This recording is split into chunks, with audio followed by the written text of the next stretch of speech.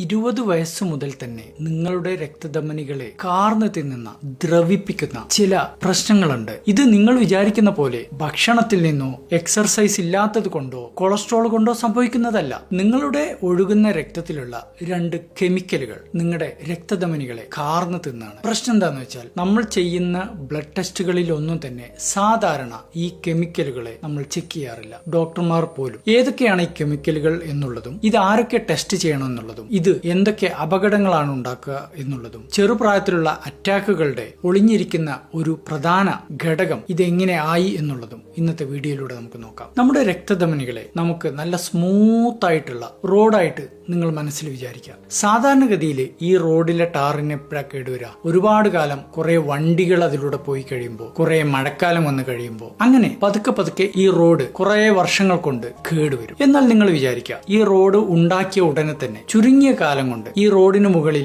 ആരോ നല്ല പശ ഒഴിച്ചുകൊണ്ടേയിരിക്കുകയാണ്. അതിനകത്ത് കുറെ ആണിയിടുന്നുണ്ട്. പെട്ടെന്ന് തന്നെ ആ റോഡ് കേടുവരും അല്ലെ? അല്ലെങ്കിൽ അതിലൂടെ പോകുന്ന വണ്ടികളെല്ലാം പഞ്ചറാവും. ഇതുപോലെയാണ് ലൈപ്പോപ്രോട്ടീൻ എ രക്തധമനികൾ എന്ന റോഡിനെ പശിമയുള്ളതാക്കുകയാണ്. ലൈപ്പോപ്രോട്ടീൻ എന്ന് പറയുന്ന കൊളസ്ട്രോളിനെ LDL എന്ന ചീത്ത കൊളസ്ട്രോളിനെ മുകളിൽ അപ്പോ ലൈപ്പോപ്രോട്ടീൻ എ എന്ന് പറയുന്ന ഒരു പശ ഒട്ടിപ്പിടിച്ചുണ്ടാവുന്ന ഒരു ഘടകമാണ് ലൈപ്പോപ്രോട്ടീൻ എ. ഇത് കടന്നു പോകുന്ന രക്തധമനികളുടെ എല്ലാം ചുമരുകളെ കേടുവരുത്തി ക്രോണിക് ഇൻഫ്ലമേഷൻ ഉണ്ടാക്കുകയാണ്. അതുകൊണ്ട് ചെറുപ്രായത്തിൽ തന്നെ പെട്ടെന്ന് രക്തധമനികളിൽ കാൽഷ്യം അടിഞ്ഞുകൂടാനും സാധ്യതയുണ്ട്. ഏറ്റവും പേടിപ്പിക്കുന്ന കാര്യം എന്താണെന്ന് വെച്ചാൽ ലൈപ്പോപ്രോട്ടീൻ എ എന്ന് പറയുന്ന ഈ അസുഖം ജനിതകപരമായി തീരുമാനിക്കപ്പെടുന്നതാണ്. നമ്മുടെ ചിട്ടകൾക്കോ എക്സർസൈസുകൾക്കോ ഇതിൽ യാതൊരു റോളും ഇല്ല. ഇനി രണ്ടാമത്തെ വില്ലൻ ആരാണ്? നമ്മൾ വീണ്ടും ഈ റോഡിന്റെ കാര്യം ഇമാജിൻ ചെയ്യാം. ആരെങ്കിലും ഒരാൾ ഈ റോഡിന്റെ മുകളിൽ എല്ലാ ദിവസവും ഒരുപാട് ആസിഡ് ഒഴിച്ചുകൊണ്ടേയിരിക്കാന്ന് വിചാരിക്കുക. പെട്ടെന്ന് തന്നെ ആ റോഡ് ദ്രവിച്ചു പോവാണ്. ഇങ്ങനെ